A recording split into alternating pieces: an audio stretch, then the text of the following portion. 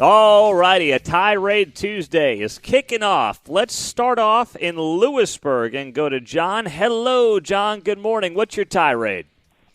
My tirade, Pete, are these Dill-top Midwest drivers who don't know how to merge onto a highway, A, and secondly, and specifically, don't know how to zipper merge in a construction zone.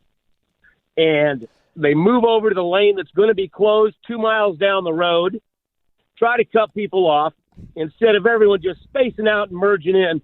Drives me nuts. I had a jackwad on I-70 one time, went to pull out to stop me in a merge lane, so I just took his spot in traffic and just stared at him while he sat there by me. There goes another deal top right now. But I'm tired of it. I am tired of it, Pete. If I had a song to sing, it would be a rap song, and I don't think I could put it on the air. John, that is very well said. Excellent way to start off Tirade Tuesday. And I know that as a guy down in Lewisburg, you're probably dealing with plenty of this on 69 highway, where, of course, the construction is never ending with the expansion of that highway. And you're right, the zipper merge. Get this down, folks. Go to the end and keep the traffic moving. That's the point of the zipper merge, Mark. That's how it's supposed to work. Exactly. I barely use 69 right now. Like, I just have to get on it to get to 435, and I still get flipped off even though I'm going to the end right there. It's like I just have to get over right there before 435, and people are flipping me off because I'm driving all the way to the end of the zipper, and that's how it's supposed to go. That's how a zipper merge works. You're right. You're absolutely right. I think it's a little too much Midwest kindness, which I appreciate and I love and we all love about the region. But come on, go to the end, keep it, and that's what keeps traffic flow moving. That's the point of the zipper merge. You don't pull into the left lane or the right lane, depending on which one is closed, a mile before it merges because all you're doing is slowing down traffic. And if you want to do that, fine, be my guest. You want to merge a mile early and waste 10 minutes of your time, go ahead. But for those of us who actually understand how a zipper merge is supposed to operate, well, guess what? We're doing it how it's supposed to be done. If you don't want to do it that way, that's your prerogative, but don't be mad at us. That is an outstanding way to start off Tirade Tuesday, John in Lewisburg. And unfortunately, that's not going anywhere anytime soon with the traffic and the construction going on 69 Highway. We have an open line on Tirade Tuesday, 913-408-7710 to get in on Tirade Tuesday. Let's go to Chuck in North KC. What's up, Chuck? Good morning. Hey, man, my tirade is, the people of power, judges, politicians that make decisions about men playing in women's sports, if they cannot define what a woman is, they have no business even saying anything about it. Well, you're right. The fact that we live in a world where we have politicians and judges who actually are pretending like they don't know how to define a woman, it tells me that they are scared to death, really, about their political futures, especially on one side of the aisle, when they don't understand. And they can't understand and they can't comprehend the fact that a woman is a woman, a man is a man, and that's all there is to it. I mean, and Laura Kelly, as guilty as anybody, Miss Middle-of-the-Road Moderate, got reelected on such, who now magically can't define a man or a woman. It is truly unbelievable, Chuck. So well done. Nice job on a Tirade Tuesday. Next up on a Tirade Tuesday, Chris in Lenexa. Chris, what's your tirade? Hey, Pete, enjoy the show. Hey, over here in Johnson County, it doesn't get much attention because, Jackson County's in the news all the time and stuff. But Mike Kelly over here, he's as liberal as we thought he was going to be. He's creating new positions, spending all kinds of money over here, creating these woke positions and paying some people really good money for these woke positions and stuff. And poor Charlotte O'Hare is the only, conservative on that commission over there. And she's just getting, outvoted whatever to one all the time. And it's crazy over here, Pete. And it's not getting any attention. And somehow somehow it's got to end, and I'm just so terrified about this prosecutor's race next year. They're going after that seat. If they get that seat, Pete, we're in trouble. Thank you. Thank you, Chris. You're right. The best thing to happen to Mike Kelly and the future of Johnson County, as he sees it, is the debacle that is Jackson County right now. That is absolutely accurate. It has allowed Johnson County to kind of hide and fly under the radar on a lot of things. We haven't had Mike Kelly on in a few months. We were told that he would come on once a month, and it's been, now that I think about it, thanks for bringing this back to my attention, Chris, it's been a couple of months.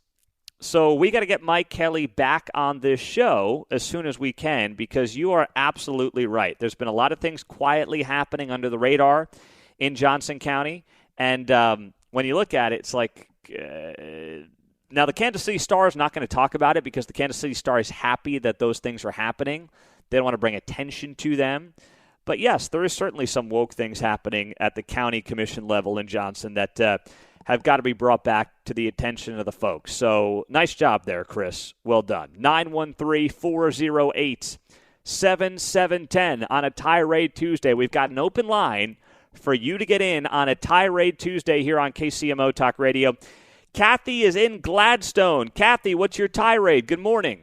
Hi, Pete. My tirade is being asked my age when I went to buy a Missouri Lotto ticket. I am a baby boomer. I didn't know it was required to have to prove how old you are when you buy a Lotto ticket in Missouri. The girl at the desk said, what's your birthday? I gave her the month and the date. And she goes, no, I also need the year.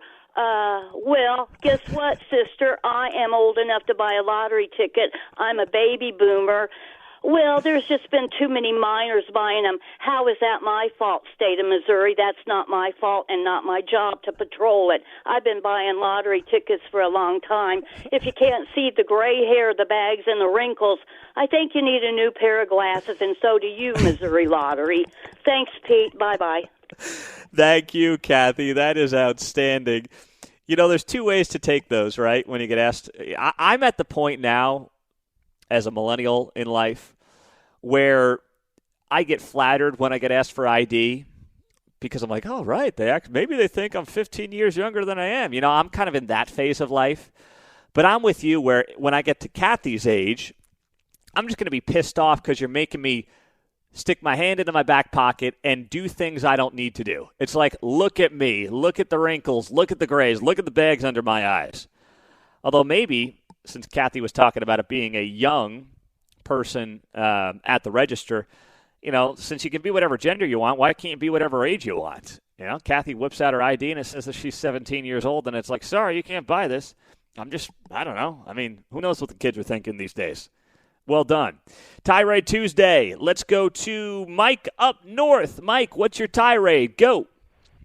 Hey, Pete, how you doing? My tirade is going to have to do with the mayor and the housing construction folks that have not built enough housing. Babies are born every day, and there's a housing shortage.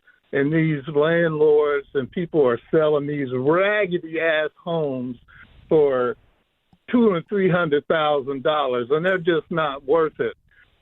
Kansas City, I'm ashamed of you for being so behind in providing affordable housing and the homeless problem that's out there.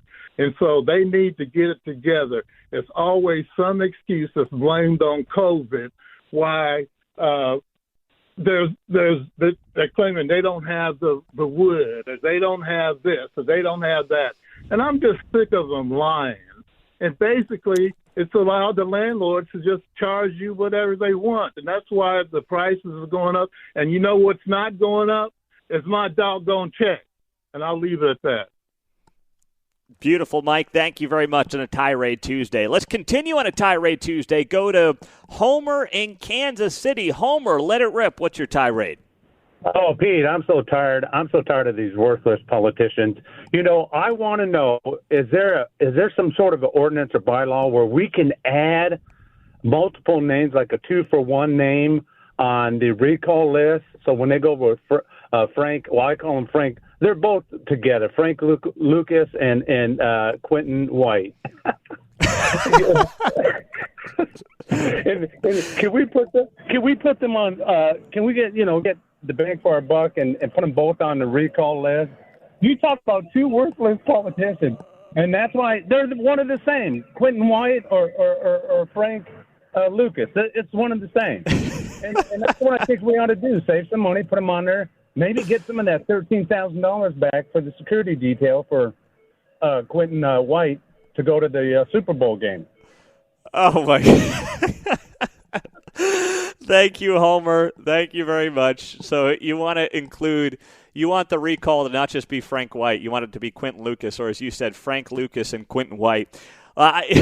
First off, when I think of Frank Lucas, do you think of – I think of the American drug lord, American Gangster, played by Denzel Washington. Great movie, by the way. Love that movie. Who was a great movie, Mark. He was buying heroin from, Southeast Asia? I mean, he was an enormous drug lord, operated out of Harlem, New York in the 60s and 70s, and they made a great movie with Denzel Washington, and I believe Russell Crowe was in that, right? Yeah. Outstanding movie. But Frank Lucas and Quentin White. Okay. That's one way to go about it, Homer. But with the minute he said Frank Lucas, I'm like, oh, yeah, geez, I haven't heard that name in a while.